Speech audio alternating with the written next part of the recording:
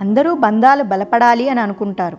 బంధాలు ఎంత బలంగా ఉంటే అంత ఆనందకరంగా జీవితం ఉంటుందని.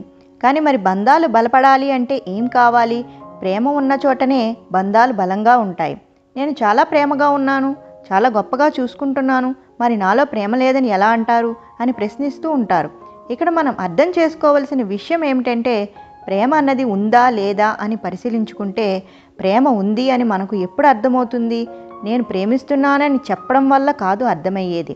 ప్రేమ అన్నదానికి మరో రూపం స్వేచ్ఛ. అవతలవాడికి స్వేచ్ఛనివ్వకుండా ప్రతి దానికి ఆంక్షలు విధిస్తూ ఇలా కూర్చో అలా నించో అని చెబుతూ అవసరానికి మించిన సలహాలు ఇస్తూ పోతే అక్కడ ప్రేమ పేరుతో స్వేచ్ఛను కాజేస్తున్నట్లు. స్వేచ్ఛను ఎప్పుడైతే అవతలవారి నుండి హరిస్తామో అప్పుడు ఎంత ప్రేమగా చూసుకున్నా అది బూడిదలో పోసిన పన్నీరే అవుతుంది. ఎందుకంటే ప్రతి మనిషి కోరుకుంటున్నది స్వేచ్ఛాయుత ప్రేమని. స్వేచ్ఛ లేకుండా మనం ఎన్ని ఇచ్చినా అందులో ఎటువంటి జీవం ఉండదు. స్వేచ్ఛ లేకపోతే జీవితమే లేదు. స్వేచ్ఛ లేని జీవితం ఒక జైలు జీవితం లాంటిదే. జైల్లో ఉన్న స్వేచ్ఛ లేని జీవితంలో ఉన్న రెండిట్లో పెద్ద తేడా లేదు. తగినంత స్వేచ్ఛను ఒకరికొకరు ఇచ్చినప్పుడే అది అసలైన ప్రేమ, అసలైన జీవితం, అసలైన బంధం. కుటుంబ సభ్యులని వస్తువులను చూసినట్టు చూడకండి. మనకు జీవితంలో ఎన్నో లక్ష్యాలు ఉండవచ్చు. మనకంటూ కొన్ని విధానాలు ఉండవచ్చు.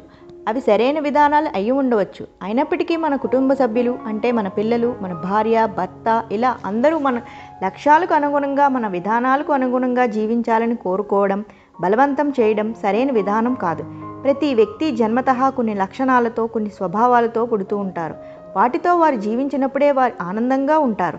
మనం జన్మనిచ్చినంత మాత్రాన మన పిల్లల జీవితకాలం మనం అనుకున్నట్టు జీవించాలని అనుకోవడం సమంజసం కాదు. హింస తప్ప అన్ని విధానాలు వారి వారి స్వభావాన్ని బట్టి వారికే సరైనవే. అవసరానికి మించి మన సరైన విధానాలు మన కుటుంబ సభ్యులపై రుద్దడం సరైన విధానం కాదు. వారు 24 గంటలు జీవితకాలం మీరు అనుకున్న విధంగా జీవించాలి అనుకుంటే అక్కడ వారి జీవితాన్ని మీరు జీవిస్తున్నట్లే. ఈ ప్రపంచంలో ఎవరి జీవితాన్ని వారే జీవించాలి. అప్పుడే ఆ జీవితంలో, ఆ వ్యక్తిలో, ఆ బంధంలో ఆనందం ఉంటుంది, ఆహ్లాదం, ఉత్సాహం ఉంటుంది. మన జీవితంలో మనకి ఇష్టమైన వస్తువులు లేదా వ్యక్తులు, బంధువులు ఎంతోమంది ఎదురవుతూ ఉంటారు. ఆ వస్తువులు లేదా వ్యక్తులు మనతో శాశ్వతంగా ఉంటే జీవితం ఎంత అద్భుతంగా ఉంటుందో అని ఆశిస్తూ ఉంటాం. దానివల్ల తెలియకుండానే వారిని బలంగా పట్టేసుకుని ఎలాగైనా దూరం కాకుండా చూసుకోవాలి అని ఆరాటపడుతూ ఉంటాం.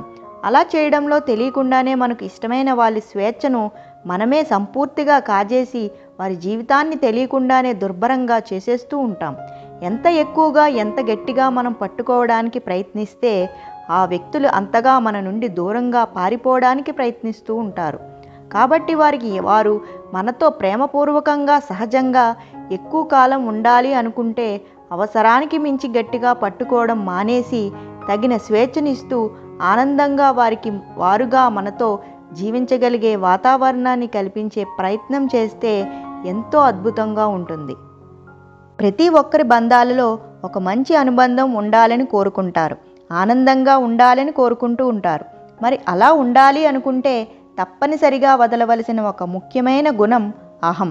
ఏ ఇద్దరి మధ్యలో అయినా అహం మొదలైంది అంటే ఆ ఇద్దరి మధ్యలో వారి అహానికి సంబంధించిన యుద్ధమే తెలియకుండానే జరుగుతుంది. అంతేకాని బంధం ఏర్పడడం అనేది అసాధ్యం.